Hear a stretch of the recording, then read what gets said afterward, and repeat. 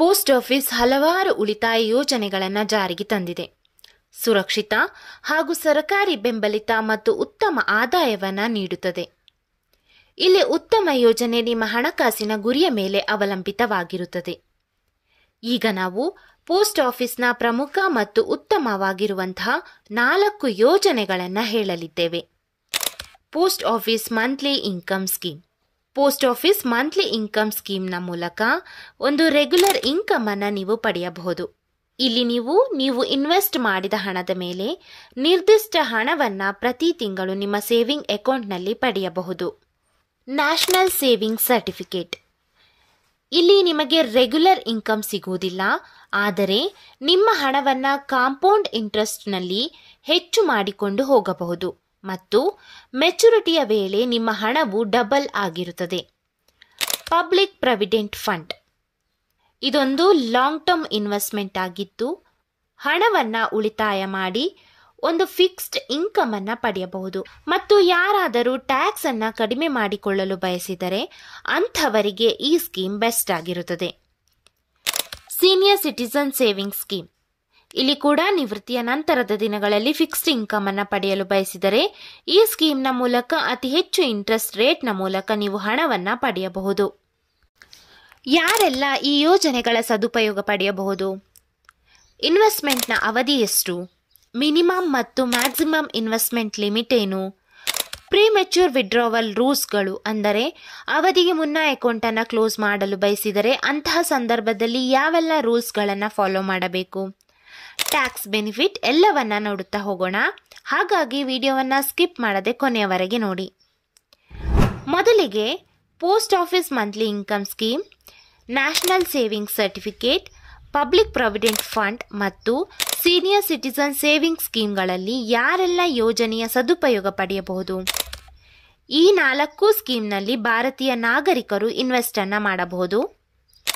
ಇಲ್ಲಿ monthly income scheme, national saving certificate ಮತ್ತು public provident fund ಯೋಜನೆಯ ಅಡಿಯಲ್ಲಿ ನಿಮ್ಮ ವಯಸ್ಸು 18+ ಆಗಿದ್ದಲ್ಲಿ ನೀವು ಅಕೌಂಟನ್ನು ಓಪನ್ ಮಾಡಬಹುದು. ಇನ್ನು 10 ವರ್ಷದ ಮೇಲಿರುವ ಮಕ್ಕಳು ತಮ್ಮ ಪೋಷಕರೊಂದಿಗೆ ಅಕೌಂಟನ್ನು ಓಪನ್ ಮಾಡಬಹುದಾಗಿರುತ್ತದೆ. ಇನ್ನು ಸೀನಿಯರ್ ಸಿಟಿಜನ್ ಸೇವಿಂಗ್ ಸ್ಕೀಮ್ನಲ್ಲಿ 60 ವರ್ಷ ಮೇಲ್ಪಟ್ಟವರು ಅಕೌಂಟನ್ನು ಓಪನ್ ಮಾಡಬಹುದು. 55ರಿಂದ 60 ವರ್ಷಕ್ಕಿಂತ ಕಡಿಮೆ ವಯಸ್ಸಿನ ನಿವೃತ್ತ ನಾಗರಿಕರು ನಿವೃತ್ತಿ ಪ್ರಯೋಜನಗಳನ್ನು ಪಡೆದ 1 ತಿಂಗಳ ಒಳಗಾಗಿ ಹೂಡಿಕೆ ಮಾಡಬೇಕು ಎಂಬ ಷರತ್ತು ಇದೆ.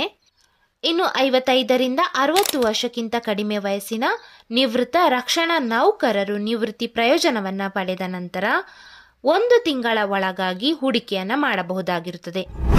ಇನ್ನು ಈ ಯೋಜನೆಯಲ್ಲಿ ಪಡೆಯಬಹುದಾದ ಇಂಟ್ರೆಸ್ಟ್ನ ಬಗ್ಗೆ ನೋಡುವುದಾದರೆ, ಈಗ ಹೇಳುವ ಇಂಟ್ರೆಸ್ಟ್ ರೇಟ್ ಇಫೆಕ್ಟಿವ್ ಫ್ರಮ್ 1 ಜನವರಿ 2025. ಪೋಸ್ಟ್ ಆಫೀಸ್ ಮಂತ್ಲಿ ಇನ್ಕಮ್ ಸ್ಕೀಮ್ನಲ್ಲಿ 7.4% ಪರ್ annumನಲ್ಲಿ ಇಂಟ್ರೆಸ್ಟ್ ಅನ್ನು ಪಡೆಯಬಹುದು. ಹೂಡಿಕೆ ಮಾಡಿದ ಪ್ರತಿ ತಿಂಗಳು ಇಂಟ್ರೆಸ್ಟ್ನಿಂದ ಗಳಿಸಿದ ಹಣವನ್ನು ನೀವು ನಿಮ್ಮ ಸೇವಿಂಗ್ ಅಕೌಂಟಿಗೆ ಟ್ರಾನ್ಸ್ಫರ್ ಅನ್ನು ಮಾಡಿಕೊಳ್ಳುವಂತಹ ಅವಕಾಶ ಇಲ್ಲಿರುತ್ತದೆ.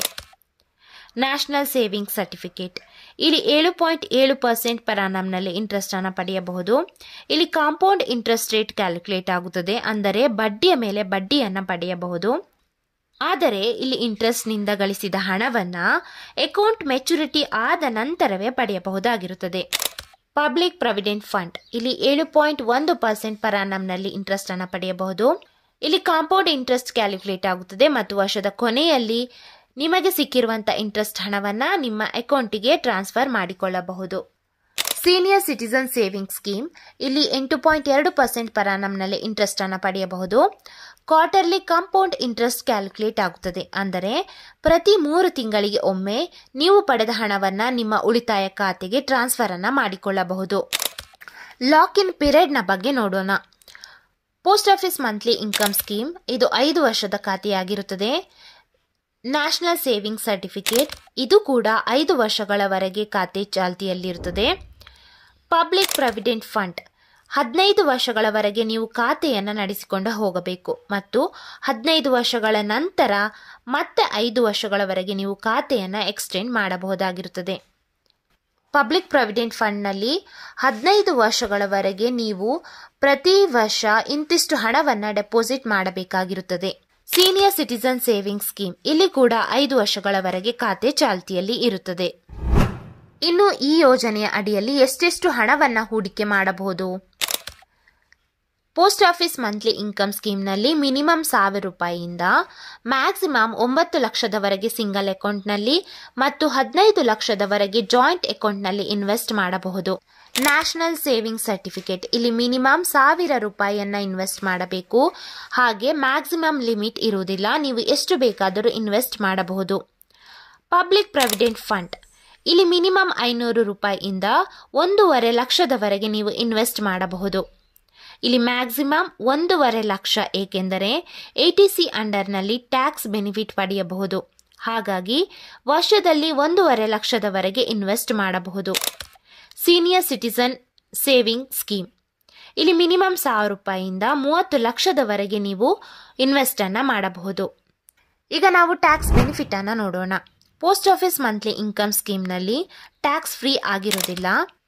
ಹೂಡಿಕೆದಾರರ ಟ್ಯಾಕ್ಸ್ ಸ್ಲ್ಯಾಬ್ನ ಪ್ರಕಾರ ಇಲ್ಲಿ ಟ್ಯಾಕ್ಸ್ ಅಪ್ಲಿಕೇಬಲ್ ಆಗುತ್ತದೆ. ಇನ್ವೆಸ್ಟ್ ಮಾಡಿದ ಹಣ ಮತ್ತು ಬಡ್ಡಿಯು ATC ಅಡಿಯಲ್ಲಿ ಟ್ಯಾಕ್ಸ್ ಡಿಡಕ್ಷನ್ಗೆ ಒಳಪಟ್ಟಿರುವುದಿಲ್ಲ ಮತ್ತು ಪೋಸ್ಟ್ ಆಫೀಸ್ ಮಂತ್ಲಿ ಇನ್ಕಮ್ ಸ್ಕೀಮ್ನ ಬಡ್ಡಿಯಿಂದ TDS ಕೂಡ ಕಡಿತಗೊಳಿಸಲಾಗುವುದಿಲ್ಲ.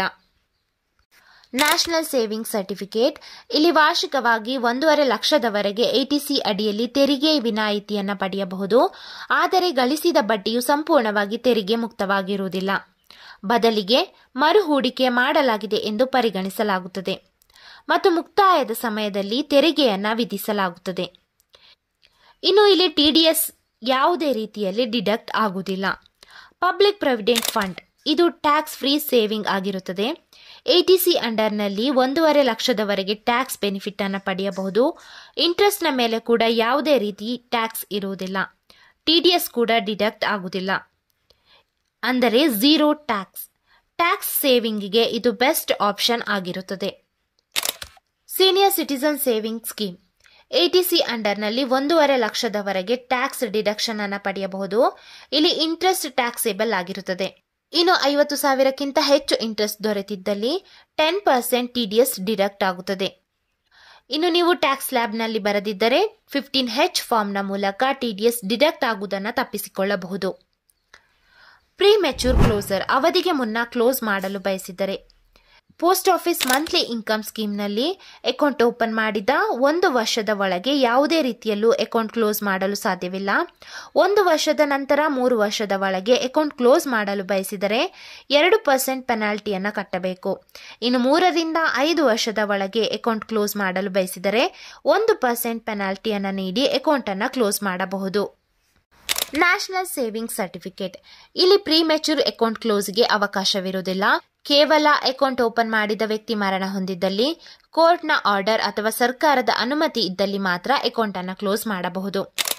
ಪಬ್ಲಿಕ್ ಪ್ರಾವಿಡೆಂಟ್ ಫಂಡ್ನಲ್ಲಿ 5 ವರ್ಷದ ಮೊದಲು ಅಕೌಂಟ್ ಅನ್ನು ಕ್ಲೋಸ್ ಮಾಡಲು ಸಾಧ್ಯವಿಲ್ಲ. ಅಕೌಂಟ್ ಓಪನ್ ಮಾಡಿದ 5 ವರ್ಷದ ನಂತರ ನೀವು ಅಕೌಂಟ್ ಅನ್ನು ಕ್ಲೋಸ್ ಮಾಡಬಹುದು. ಆದರೆ ಇಲ್ಲಿ ಕೆಲವೊಂದು ಷರತ್ತುಗಳು ಅನ್ವಯವಾಗುತ್ತದೆ. ವೈದ್ಯಕೀಯ ತುರ್ತು ಪರಿಸ್ಥಿತಿ ಅಥವಾ ಹೈಯರ್ ಎಜುಕೇಷನ್ ಮುಂತಾದ ಕೆಲವು ಸಂದರ್ಭಗಳಲ್ಲಿ ಮಾತ್ರ ಅಕೌಂಟ್ ಅನ್ನು ಕ್ಲೋಸ್ ಮಾಡಬಹುದು. ಇಲ್ಲಿ ಕೂಡ 1% ಇಂಟ್ರೆಸ್ಟ್ ಮೇಲೆ ಪೆನಾಲ್ಟಿಯನ್ನು ಕಟ್ಟಿ ನೀವು ಅಕೌಂಟ್ ಅನ್ನು ಕ್ಲೋಸ್ ಮಾಡಿಕೊಳ್ಳಬಹುದು. ಸೀನಿಯರ್ ಸಿಟಿಜನ್ ಸೇವಿಂಗ್ ಸ್ಕೀಮ್, ಇಲ್ಲಿ ಕೂಡ ಅಕೌಂಟ್ ಓಪನ್ ಮಾಡಿದ 1 ವರ್ಷದ ನಂತರ ನೀವು ಅಕೌಂಟ್ ಅನ್ನು ಕ್ಲೋಸ್ ಮಾಡಬಹುದು. 1 ರಿಂದ 2 ವರ್ಷದ ಒಳಗೆ ಅಕೌಂಟ್ ಅನ್ನು ಕ್ಲೋಸ್ ಮಾಡಲು ಬಯಸಿದರೆ 1.5% ಪೆನಾಲ್ಟಿಯನ್ನು ಕೊಟ್ಟು ಅಕೌಂಟ್ ಅನ್ನು ಕ್ಲೋಸ್ ಮಾಡಬಹುದು. 2 ವರ್ಷದ ನಂತರ 1% ಪೆನಾಲ್ಟಿಯನ್ನು ನೀಡಿ ಅಕೌಂಟ್ ಅನ್ನು ಕ್ಲೋಸ್ ಮಾಡಬಹುದು.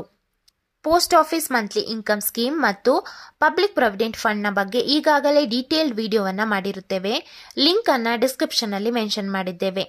ಆ ವಿಡಿಯೋಗಳನ್ನು ನೋಡಿ ನೀವು ಮತ್ತಷ್ಟು ಕ್ಲಾರಿಟಿಯನ್ನು ಪಡೆಯಬಹುದು. ಈಗ ಹೇಳಿದಂತ 4 ಸ್ಕೀಮ್ಗಳಲ್ಲಿ ನಿಮಗೆ ಯಾವುದು ಉತ್ತಮವಾದ ಸ್ಕೀಮ್ ಅನಿಸಿತು ಎಂಬುದನ್ನು ಕಮೆಂಟ್ನಲ್ಲಿ ತಿಳಿಸಿ. ಇನ್ನುಳಿದ ನ್ಯಾಷನಲ್ ಸೇವಿಂಗ್ ಸರ್ಟಿಫಿಕೇಟ್ ಮತ್ತು ಸೀನಿಯರ್ ಸಿಟಿಜನ್ ಸೇವಿಂಗ್ ಸ್ಕೀಮ್ನ ಬಗ್ಗೆ ಮುಂದಿನ ದಿನಗಳಲ್ಲಿ ವಿಡಿಯೋವನ್ನು ಮಾಡಲಿದ್ದೇವೆ. ಹಾಗಾಗಿ ಚಾನೆಲ್ ಅನ್ನು ಸಬ್ಸ್ಕ್ರೈಬ್ ಮಾಡಿ. ಈ ವಿಡಿಯೋ ಇಷ್ಟವಾಗಿದ್ದಲ್ಲಿ ಲೈಕ್ ಮಾಡಿ. ಮತ್ತೆ ಹೊಸ ಮಾಹಿತಿಯೊಂದಿಗೆ ಸಿಗೋಣ. ಧನ್ಯವಾದಗಳು.